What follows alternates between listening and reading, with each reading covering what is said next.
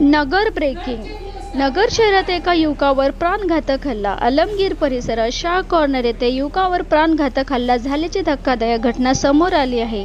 युवक नामे मोईज सिराज खान याला 8 ते 10 लोकांकडून कोयत्या, तलवार व लाकडी दांडक्याने बेदम मारहाण करून जीवे ठार मारण्याचा प्रयत्न केला. यावेळी सिराज खान व त्यांचे बायको मुस्कान सिराज खान यांना देखील मारहाण करण्यात आली. यावेळी सिराज खान यांनी अधिक माहिती दिली. प्रतिनिधी अभिषेक नगर. नमस्कार, जय हिंद, जय महाराष्ट्र. माझं नाव सिराज खान. मी आलमगीर येथे मदनी मशीद पाशी राहतो. माझी बायको मुस्कान सिराज खान आणि माझा लहान मुलगा मोईज सिराज खान. आम्ही 10 वाजता सिव्हिल हॉस्पिटलमधून, मला कमरेचा त्रास आहे, मणके खराब झालेले आहे. मी 2 दिवसापासून इथे इंजेक्शन घेतोय. आजच इथून इंजेक्शन घेऊन घरी गेलो. ऍडमिट झालो नाही इथं 2 दिवसात. मला ऑपरेशन करायचं सांगितलं मणक्याचं. तर माझ्या बायकोचं गाडी चालवत असताना दही आणायला चालली होती. घरापासून शाह कॉर्नर एक 300-400 मीटरच्या अंतरावर आहे. तिथं वसीम सय्यद त्यांची 15-16 घरं आहेत आलमगीरमध्ये.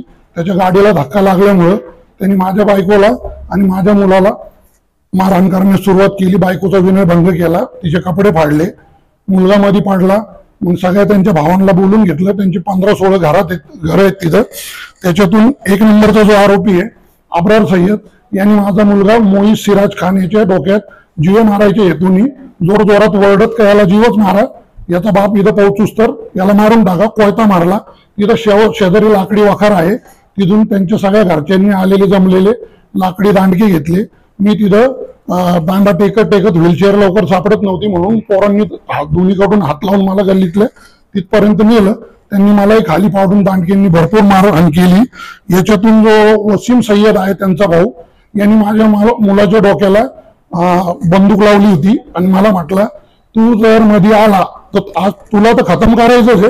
तुझ्या मुलात डोक्यात नुसता कोयता टाकलाय, तो खाली पडला होता. तर त्याच्या डोक्यावर बंदूक ठेवून मला मारहाण करण्यास सुरुवात केली. माझ्या बायकोचे कपडे फाडले.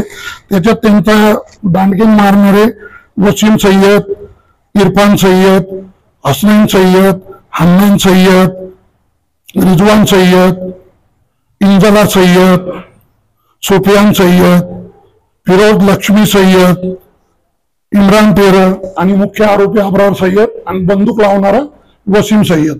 आणि यांची आलमगीरमध्ये खूप दहशत आहे. 15-20 घरं आहेत. यापूर्वी यांचे आलमगीर वासियांना त्रास दिलेले कमीत कमी यांच्यावर 2-4 गुन्हे दाखल आहे. आणि यांनी पूर्व मनस्यातून मध्ये आलमगीरची जी जागा यांनी मदरशाची बळकावलेली आहे त्याच्यावर त्यांच्या अनधिकृत बांधकाम आहेत. त्याच्यावरनं मध्ये वाद झाला होता. त्याच्यात मी थोडंसं मध्यस्थी करायचा प्रयत्न केला.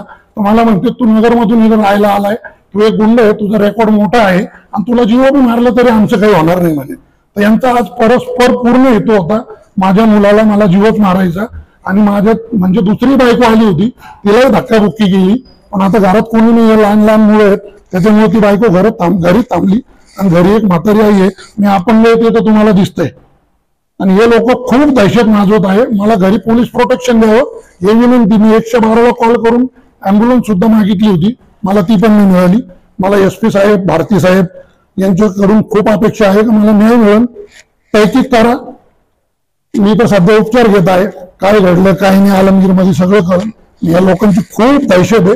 खूप यांना म्हणजे इतकं जास्त लोक असल्यामुळे लोकांना त्रास द्यायची सवय पडली. आलमगीरवर आम्ही राज्य करावं असं यांचं वाटतं यांना. आपण पत्रकार लोकांना पण विनंती आहे आणि माननीय SP साहेब आणि माननीय डेप्युटी साहेब, भिंगार कॅम्पचे पोलीस निरीक्षक यांना विनंती आहे यांच्यावर कायदेशीर कारवाई चांगली करावी. योग्य ती हॉस्पिटलचे जे डॉक्टर सांगतील त्या निर्णयानुसारच कारवाई करावी. माझा मुलगा सध्या बेशुद्ध आहे.